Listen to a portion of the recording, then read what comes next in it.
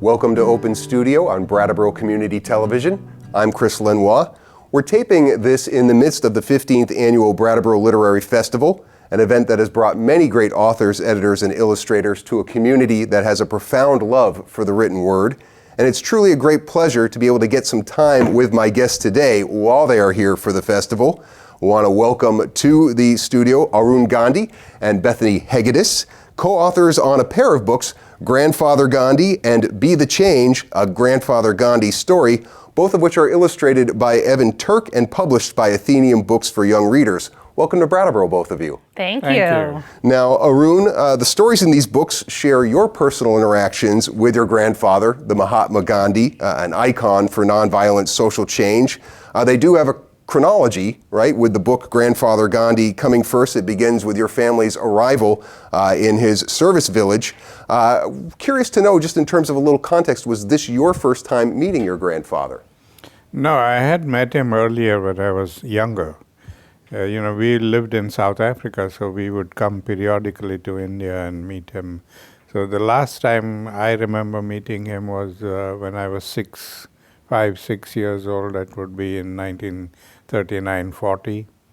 And then the war intervened and we couldn't travel. And so right up to 45, we were in South Africa. And so as soon as the war ended in the end of 1945, we came directly to India, and I was left with grandfather. That was the first time I was with him as a young adult. Okay. When I was 12 years old. Because it's clear in the book at this point in time in the history that he is already a person of consequence. Yes. And that you are right. Keenly and maybe even painfully aware of that when you talk about some of those interactions in the service village and having to share your grandfather with people. What was that like in terms of having those expectations for you as a grandson, but knowing there were these expectations on your grandfather? Yeah, it was a little strange for me because everybody, all my friends, their grandfathers were just family members and they were public figures. But my grandfather turned out to be a public figure, and quite a public figure.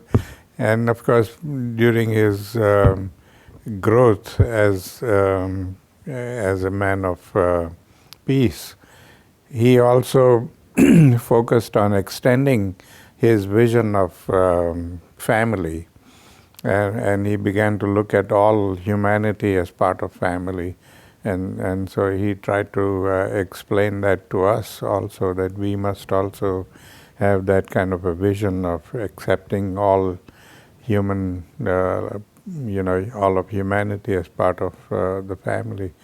It was a little strange for a young boy, but I began to understand and accept it as I began to grow. Was it something within your family? A couple times in Grandfather Gandhi you reference about being a Gandhi, so clearly you felt that there was a pressure, if you will. Was this something that came from family or something more internal? No, it was more external, because when I was a teenager and there were lots of expectations, and some of them were ridiculous expectations. People would look at me and say, "You're so big and fat, and your grandfather was so lean and thin. How can you be his grandson?" So, all kinds of expectations were there, and I began to find it very difficult to cope with. And I told this to my mother once, and I said, "I don't know how I'm going to go through life with this legacy because it's already becoming a burden." And she said, "It's up to you. If you consider this legacy to be a burden, it's just going to get heavier and heavier. But if you consider this legacy to be a light that is showing you the way, it'll be easier for you to deal with it." So since then, I looked at this legacy as a light, and it has been very easy to deal with. Yeah. Well, the main part of the first book is you talking to your grandfather about some of those feelings, an incident where you have anger and you don't feel that necessarily is something that lives up to this esteem Right. that you feel your name has, and he lets you know that this is just part of the human spectrum of emotions. I couldn't help but notice that kind of led into the second book and the first page of that, where you said the world knows him as the Mahatma Great Soul.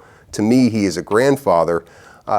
Did that extra intimate layer finally clarify for you? Is that why that phrase begins the second book versus, say, the first book? I wonder if there was intention there.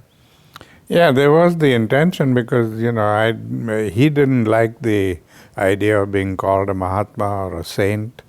He always said that I'm just a regular, ordinary person. I'm not a saint, and people should not call me a saint. And so that, kind of remained in my mind. And when I was planning on writing the second book, I thought that it was better to make him more of a human being, more of a grandfather rather than a Mahatma. And was that something that you became aware of at the time, at that young age, or in the process of working on these projects with Bethany, that you started sort of realizing that context, like, oh, okay, he was this other person, and then he became my grandfather for real through these stories? Well, I think at that age it didn't really, all of these lessons that he taught me, I wouldn't say that I was so bright as to understand the meaning of all these lessons. But the way he, taught me through lessons and through stories and all that, they remained in the back of my mind. And as I began to grow and reflect on all these things that he taught me, and I realized how important they were and what his mission was. So it was a gradual process. I would have to be a genius to understand his philosophy at the age of 12, 13. And I'm no genius at all, as Bethany knows. Well, Not true. Arun and I were talking, Bethany, before going on the air a little bit about work that he's done speaking to adults or college-age students, and he really was giving you credit in terms of taking these stories and making them, even though these books are for all ages, they are published by the Athenaeum Books for young readers, and certainly with the illustrations, the size, they're definitely tailor-made for young readers. Talk about your role in that. Well, I found myself as a children's writer in a strange way. I came to children's writing through acting, but I had also been a teacher, a high school teacher. And when I first heard Arun speak, I had just began writing for children. I wasn't published. And I heard him share these stories at Town Hall in New York City the month after 9/11. And that night, I turned to a friend of mine and I said, these stories would make beautiful picture books. And Arun is 12 at the time that these stories occur in his own life. And so that's already above the picture book age, which these books are officially, labeled 4 to 8, which is the typical picture book age. And at the time, and after Arun and I began working together, publishers were interested in the projects, but they wanted them older because Arun was older. And I really felt strongly that I wanted them to be for all ages, from the very young to, for all of us. And Evan, the illustrator that Simon & Schuster found, Athenaeum Books found, has really done a great job of bringing the vibrancy of the story to life and the approachability of the Mahatma to children. And when I'm out in schools, to this day, I still get chills. I put up a picture of the Mahatma and I say, "Who is this?" And the kids yell out, "Grandfather Gandhi."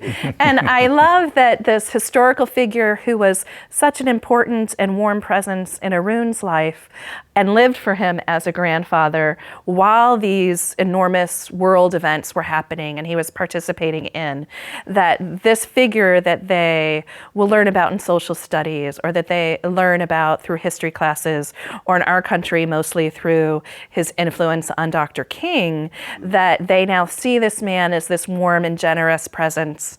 And for those that don't have a grandfather, he's another grandfather figure. And for those that do have a grandfather, they can see someone of that magnitude in real life circumstances.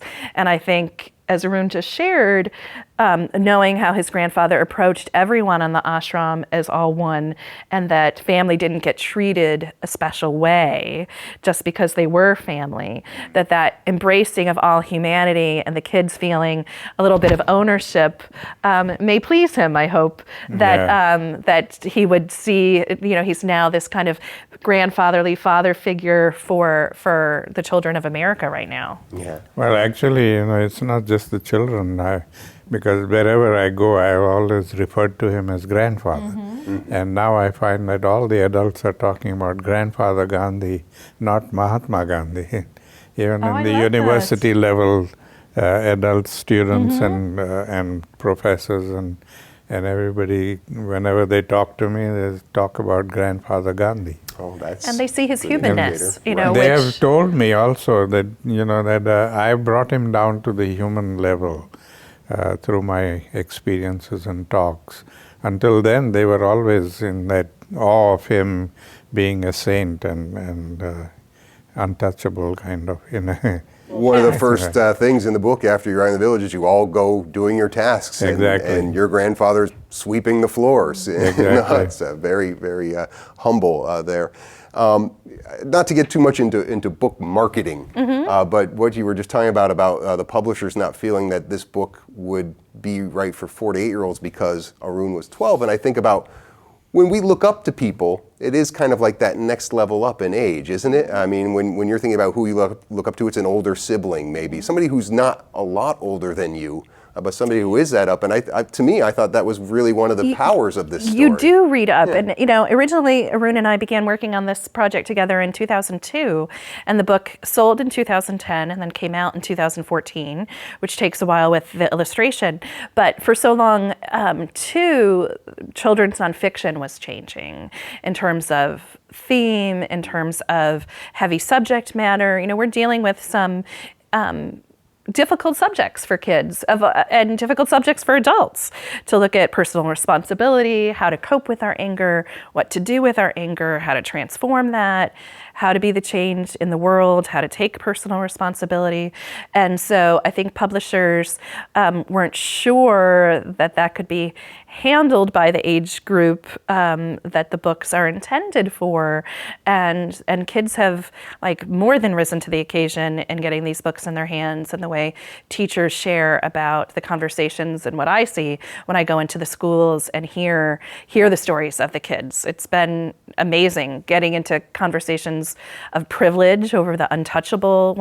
You just referenced that page spread where the Mahatma's sweeping the floor and Arun's weeding the garden and mothers washing the vegetables and fathers emptying the toilet buckets.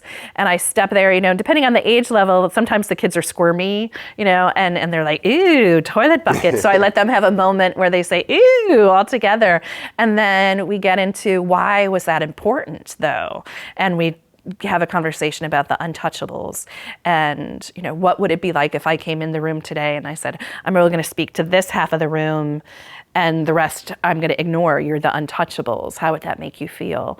And I mean, from very young ages, a young girl in 4th grade popped up out of her chair and moved to the side. She was an untouchable, moved to the side of the people I was going to talk to. She was a young African-American girl, and the class kind of tittered when she got up, like, oh, what is she doing? She's going to get in trouble for moving.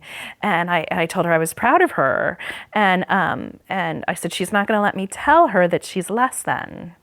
And then in another class, a young boy moved from the touchable side to the untouchable side because his friends were over there. And there was and we could have a conversation. And then one young girl, this was a trip in Arlington, Texas, and this one young lady said, a young white girl, she said, she said, when you told me I was special, like you were going to talk to me and not the rest of this group. She said, part of me wanted to believe that, even if it wasn't true, like I hadn't earned that, because we all want to feel special. But she got the difference between just that we're innately special, and then the better than. Like, I'm not better than anybody else. We're all special in our own unique way.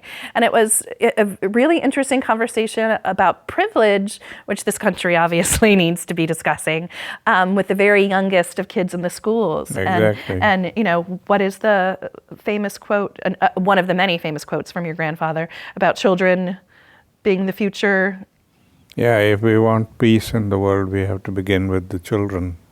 And that seeing their reactions and knowing that they don't have a resistance to this, that some adults may have worried about, they're not mature enough or old enough to handle.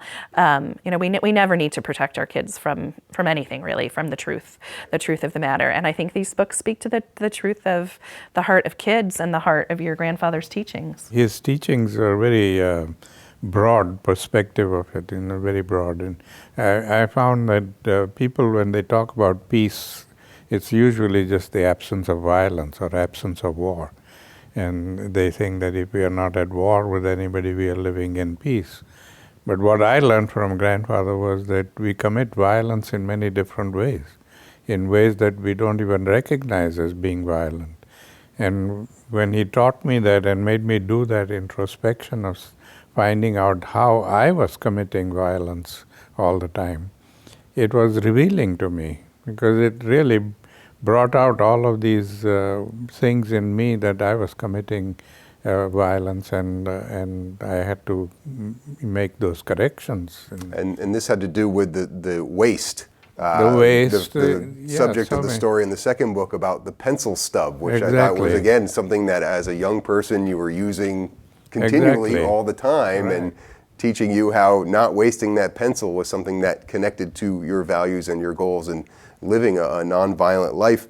I got to think that there were probably a number of different anecdotes you could have taken. Why was the pencil stub the one for you for the second book? Well, because I thought that was the second most valuable lesson that I learned from him. First was about anger, and his approach to anger is very unique. As you know, we tend to ignore anger. We want to suppress it. We don't want to talk about it. We don't teach it to anybody, and the result is that we all end up abusing anger. And yet he said that anger is a wonderful emotion. We should not be ashamed of it.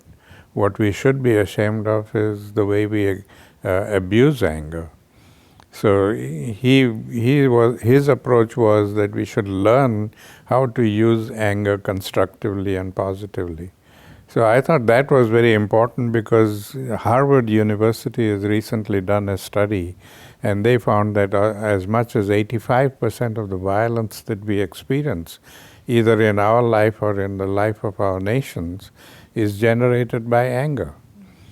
And so if we can control anger and use it effectively and intelligently, we would be able to reduce violence to such a great extent.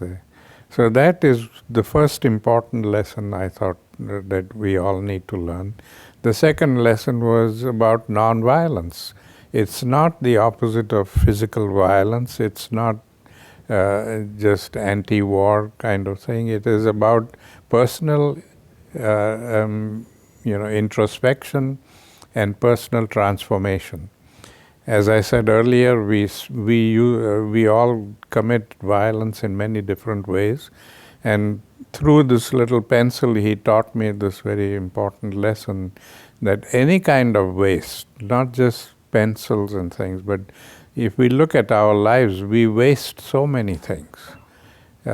We waste paper, we use paper, and we created a whole throwaway society. We are always using things and throwing away, and all of that is a form of violence, because we can afford it. We are over-consuming the resources of the world, and that is why we are depriving people in other countries of those resources, and they live in poverty. So this imbalance that we see in the world today, where half the world lives in affluence and the other half lives in abject poverty, that is because of this kind of greed and overconsumption and destruction that we are committing all the time.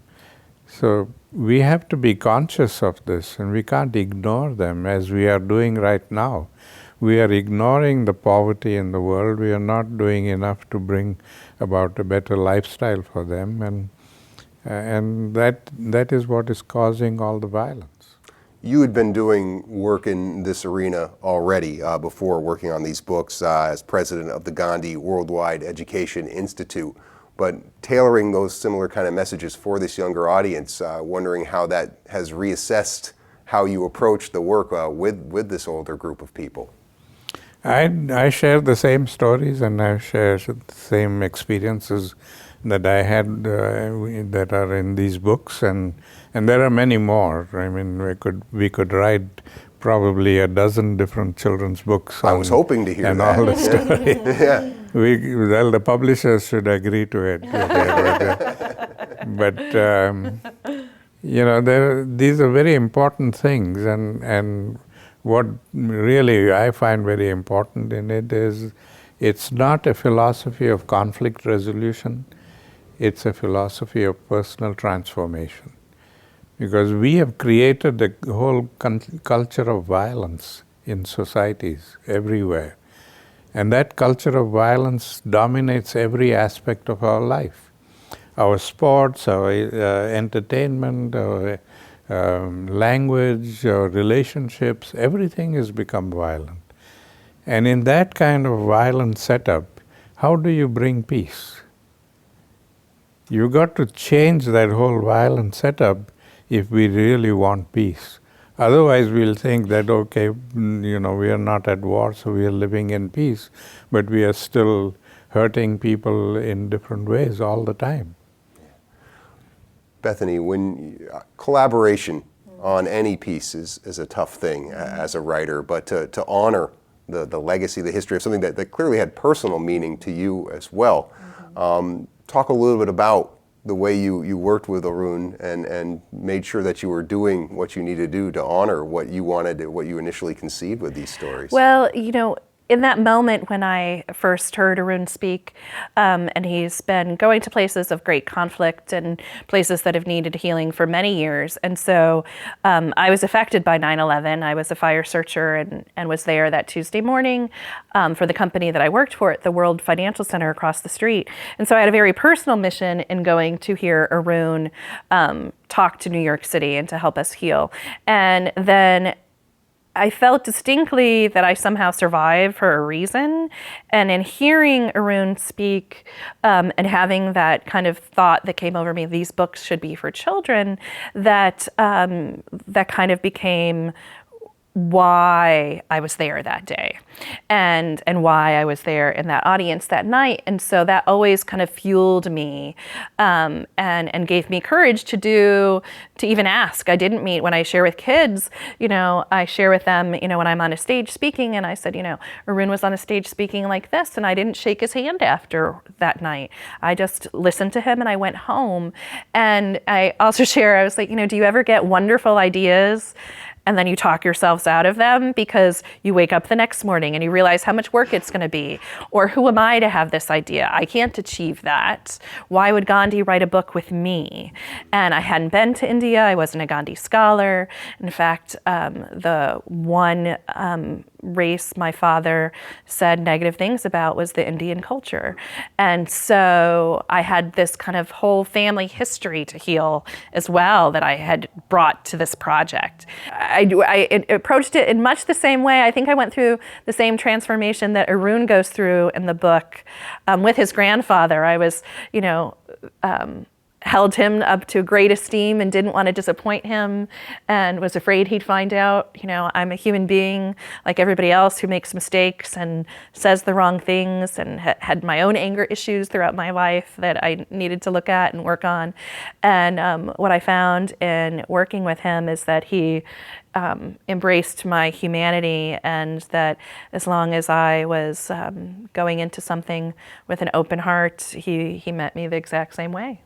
You talk about going into the classrooms or libraries. I do want to let people know who are watching this, grandfathergandhi.com a website where you have materials for libraries, educators, as well as the pledge to be the change that you wish to see, much like the book, the paraphrase from the famous proverb from Gandhi.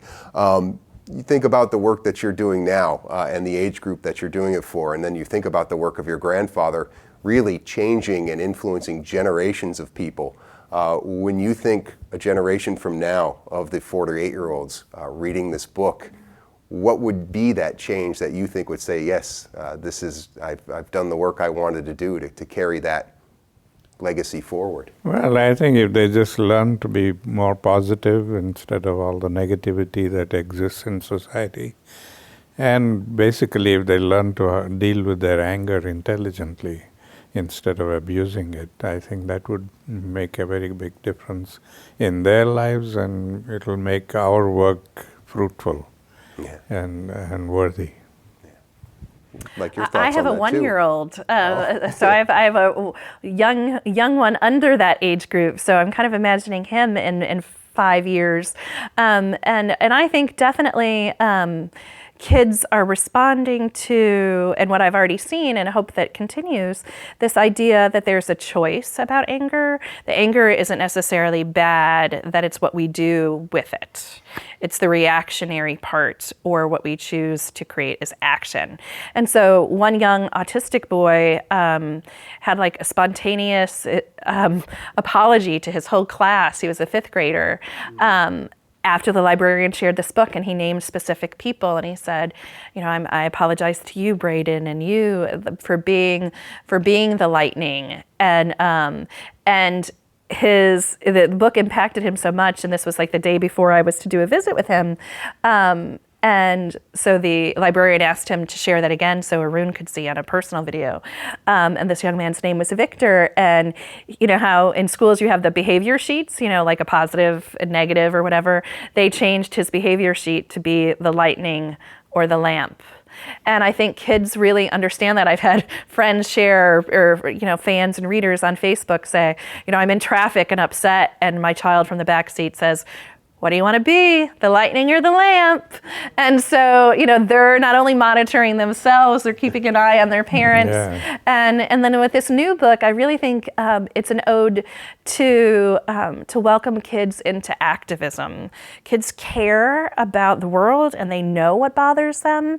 And they don't have that filter yet that says, the world has told me no so many times, I can't do this, I can't do this. So hopefully this book will help them see what the problems are that they care about in their world, that they can make a difference about, whether it's waste in terms of throwing the pencil away, and the environment, which the book touches on, but also that personal responsibility element, that if I am responsible for the violence in the world, and what am I doing today in this moment with who I am right now, whether I'm 5 or 8 or 85 or whatever, what am I doing to make this world a more peaceful place, my community, my friends, my family, and so I hope it really kind of gives them a desire to do what these books are doing. It goes back to that ask. I said, if I didn't have that ask and didn't follow through with that, we wouldn't be here today, and so these stories are here and have been here, and so now they're impacting younger and younger kids. Yeah, and continuing to impact as you do these stories, and hopefully, as you said, the publisher will see fit to do more as you continue to get good responses. I know you're going to get a great response here during your weekend in Brattleboro for the Literary Festival. Really appreciate you taking a little time out of your schedule to join me today here in the studio. Thank you so much. Thank you. Thank you very much. Thank you, and we're happy to be in Brattleboro. Yeah. Bethany Hegedus and Arun Gandhi. And that concludes this edition of Open Studio on Brattleboro Community Television. I want to encourage everybody to visit the website, brattleboro.tv.org, to find additional broadcast times for this episode, as well as to watch it on demand.